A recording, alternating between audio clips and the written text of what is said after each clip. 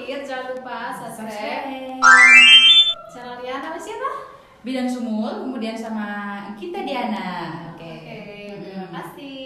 Iya, hari ini kita akan ngobrol santai aja ya teman-teman ya, ngobrol tentang seputaran kehidupan kami aja. Oke, silakan. Iya, bukan kehidupan sih sebenarnya, perjalanan karir. Ya. Perjalanan karir. Kalau ngomongin karir itu kadang-kadang agak nyambung dengan sekolah kita ya. Benar.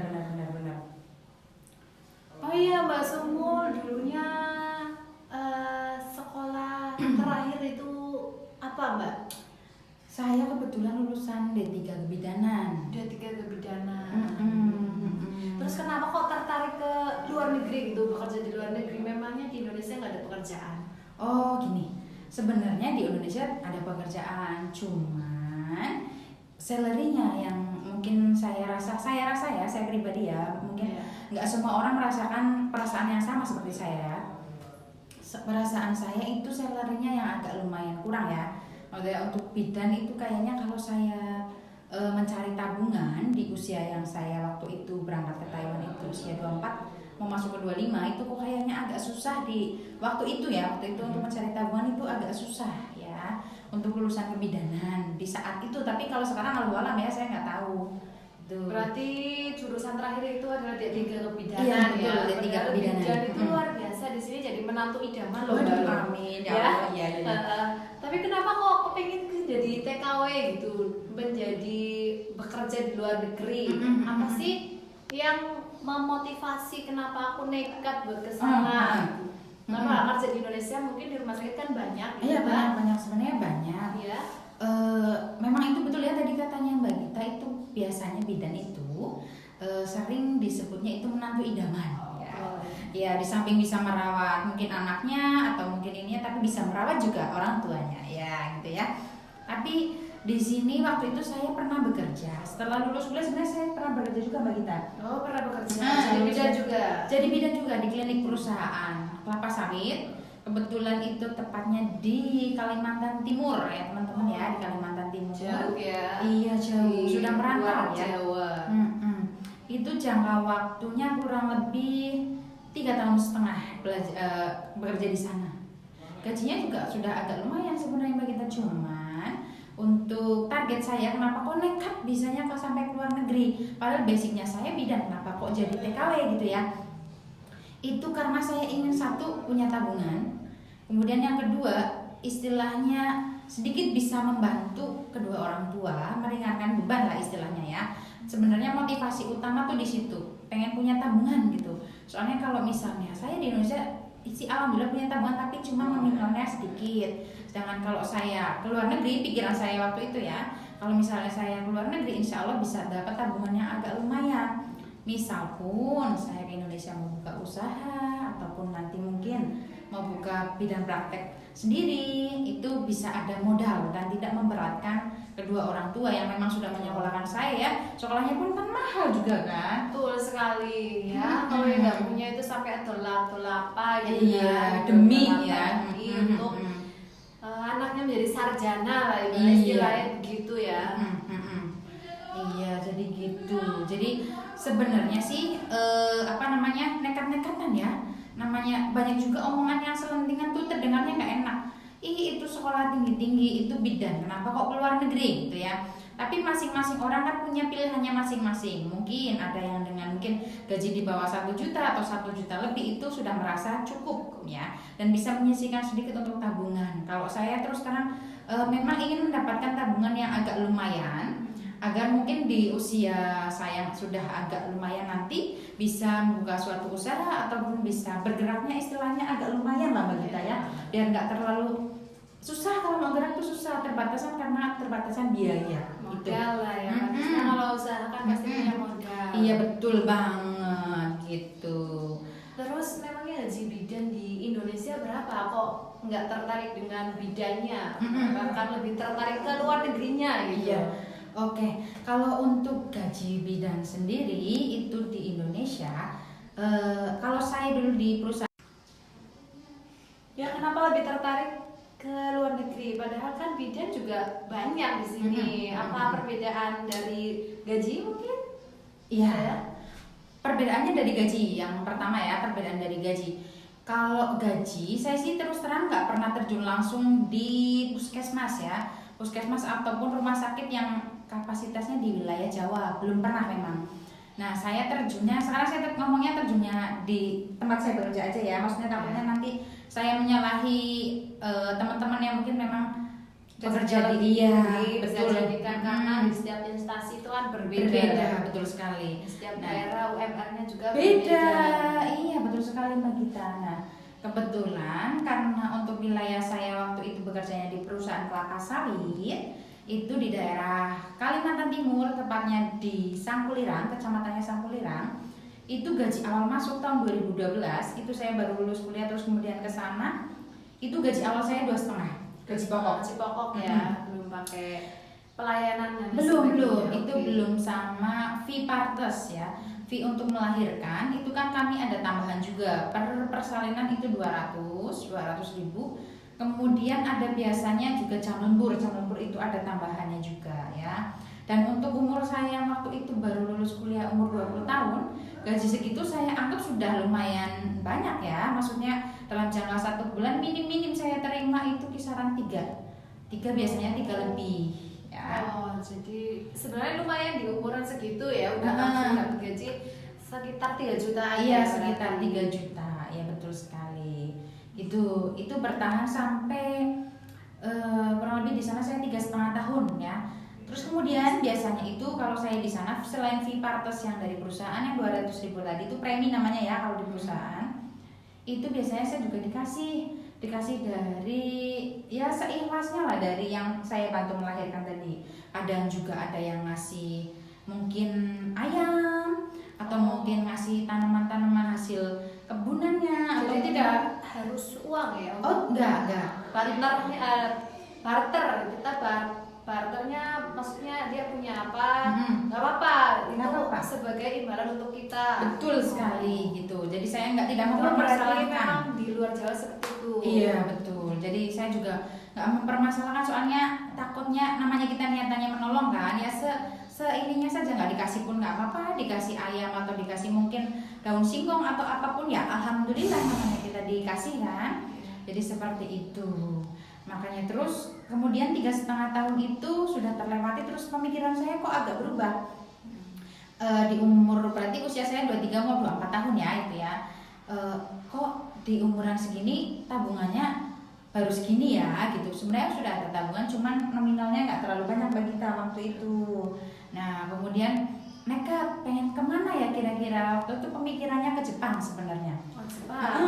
Sebenarnya tertarik ke Jepang ya. Sebenarnya kita belum tahu, makanya itu belum tahu gimana sih keadaan di sana. Iya betul banget.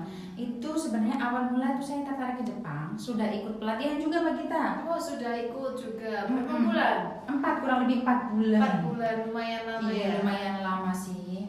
Tapi memang mungkin belum rezekinya di situ karena pada saat itu kebetulan kebidanan itu bidan masih agak susah untuk ke Jepang ya.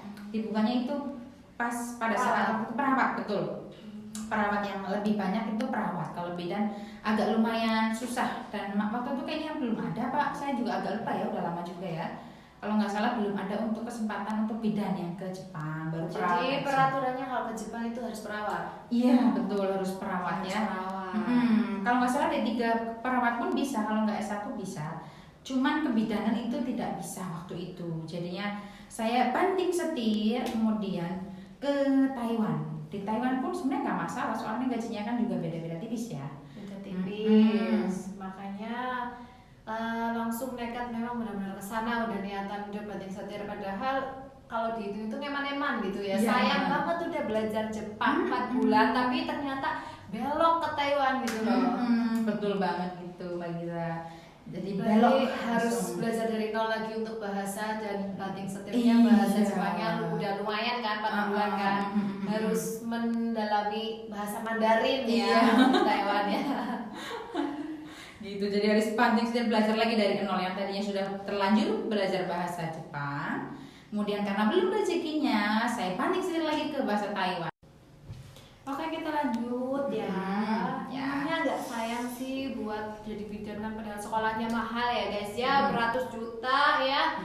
Terus cuannya kok sedikit gitu. Saya nggak sama pendidikan atau keahlian bidangnya. Ketika Mbak Sumul sudah 4 tahun ke Taiwan terus balik ke Indonesia, masih berminat nggak jadi bidan? Oh, oke. Ini pertanyaannya bagus banget ya, maksudnya pertanyaan untuk masa depan ya. Oke, ini niatan awal itu saya mau ke ke Taiwan itu kan memang untuk mencari modal ya. Modal ini bentuknya bisa untuk usaha maupun membuka praktek gitu ya. Yang penting saya nanti ada modal dulu gitu. Terserah nanti misalnya saya berapa tahun kemudian pulang ke Indonesia biar nggak terlalu bingung gitu ya. Nah, sekarang ini diterapkan pada saat setelah saya pulang ke Indonesia. Dan ternyata saya tentu saja masih berminat. Saya masih berminat bagi saya untuk di bidanan, iya masih berminat. Padahal kan sudah tahu kalau misalnya kelemahannya bidan itu ya gajinya segitu gitu. Tapi Mbak Sumul masih berminat. Masih berminat. Soalnya pertanyaan pertama tadi dulu, nyesel nggak sih masuk bidanan gitu kan ya? Saya alhamdulillah nggak menyesal. Soalnya pun dengan ilmu saya, walaupun saya mungkin nggak bekerja di rumah sakit ataupun puskesmas, bisa tetap saya gunakan bagi keluarga, entah itu keluarga inti, baik bapak ibu sama adik kakak saya, ataupun keluarga yang sekarang baru kami mulai ya, suami saya dan anak saya tercinta. Jadi ilmu itu tuh nggak akan hilang kok, nggak akan mati kok, bisa kita gunakan terus berkelanjutan. Lebih ilmu kesehatan kan, ilmu kesehatan sekarang kan banyak orang sakit, kemudian banyak ada kemarin juga corona lama banget ya itu kan. Jadi ilmu kesehatan itu insya Allah bakalan terpakai walaupun kita jadi ibu rumah tangga. Kemudian tadi pertanyaan yang kedua itu prospeknya saya setelah pulang ya, masih tertarik nggak ke bidan? Masih tertarik nggak dengan kebidanannya? Padahal kan 4 tahun sudah tidak digunakan di sana ya. Masih tertarik. Nah, keuntungannya setelah saya pulang dari Taiwan yang agak tadi saya bilang ada sedikit tabungan, saya ingin kalau misalnya dikasih rezeki kemudian dikasih kesempatan ingin membuka PPM sendiri. PPM ya. Kalau misalnya dikasih kesempatan sama dikasih istilahnya dikasih kesempatan lah ya, bisa membuka PPM sendiri gitu. Jadi intinya saya kesana itu alhamdulillah ada tabungan dan itu bisa untuk usaha untuk masa depan saya. Karena basic saya bidan, saya inginnya kalau bisa dikasih kesempatan, saya ingin buka PPM sendiri gitu Mbak Gita. Jadi seperti itu kurang lebih ya Mbak Gita ya. STF-nya gimana untuk registrasi bidannya di Indonesia? Susah nggak kira-kira untuk pengurusan bidan itu? Nih ya. Ini kalau kemarin saya dengar itu banyak yang demo, entah itu perawat, entah itu bidan, karena tidak dihargai dengan harga yang sebanding. Bahkan beberapa mengeluh bahwa gajinya kecil. Betul. Padahal ini kerja nggak main-main loh. Ini untuk urusan nyawa seseorang ya, nyawa manusia. Tapi tidak setimpal dengan apa yang kita kerjakan. Ya memang kita ada pahala, tapi kan untuk upah, untuk caranya imbalannya gitu loh, secara material. Iya. Memang banyak sekali juga saya mendengar itu ya. Kemarin teman-teman bidan juga kemarin habis rapat kalau nggak salah ya di gedung DPRD atau di bagian mana gitu di Cilacap itu teman-teman juga, teman-teman sejawat yang memang sedari saya itu dulu bekerja di Kalimantan, mereka sudah mengabdikan diri sebenarnya sama kita tuh. Oh, sudah mengabdikan diri berarti ya. Sudah masuk ke honorer. Waktu itu pada saat kurang lebih tahun 2013 atau 2014 saya lupa juga. Itu saat saya masih di Kalimantan, mereka sudah mengabdikan diri ke puskesmas ya, ke puskesmas. Cuman mungkin karena memang belum rezekinya ya, jadi mungkin mereka pada saat itu sebenarnya sudah mencoba mendaftar PNS juga tapi belum rezekinya. Tapi alhamdulillah sebenarnya sudah diangkat honorer begitu. Sudah diangkat ya, baru gitu. Iya, tapi cuman mungkin mereka minta ada kebijaksanaan yang sudah mungkin lama berkarir di bidang itu mengabdikan diri ke masyarakat agar mungkin lebih dihargai ya, kalau nggak salah tuntutan dari teman-teman ya. Tapi saya juga kurang paham juga karena nggak mengikuti secara langsung juga permintaan dari teman-teman sejawat kita tuh seperti apa sih tuntutannya ya Mbak Gita. Terus kemudian tadi pertanyaannya yang kedua tentang STR ya Mbak Gita. Ya STR, pengurusannya ribet nggak sih? Ribet banget. Ribet banget ya, jadi benar-benar prosesnya itu bertahap tapi lamanya minta ampun. Oh iya, untuk prosesnya kan susah banget ya, lama banget. Itu gimana sih, dari mana dulu gitu, dari tingkatan terendah Anda sampai ke benar-benar menjadi Anggota Ikatan Bidan ya? Bidan Indonesia? Iya, itu yang pertama itu saya mendaftar ke ranting dulu ya, ranting daerah Cilacap dulu, daerah Pesugihan tepatnya ya, kemudian ke cabang, IB cabang, kemudian ke provinsinya Jawa Tengah kan di Semarang ya teman-teman ya. Kemudian setelah dari provinsi di ACC, kemudian masuk ke MTKI. Setelah dari MTKI itu barulah jadi anggota bidan ya, Ikatan Bidan Indonesia. Jadi prosesnya kartu ID-nya Ikatan Bidan Indonesia yang setiap bulannya harus membayar iuran bidan. Betul banget ya. Jadi harus siap-siap untuk bidan-bidan dimanapun kalian berada, yang tepatnya di Indonesia. Jadi kebijakannya berbeda-beda, tapi untuk di Jakartanya itu pasti sama. Iya betul.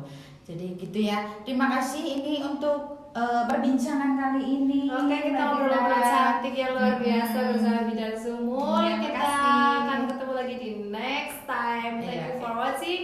Wassalamualaikum Warahmatullahi wabarakatuh. Terima kasih. Bye bye.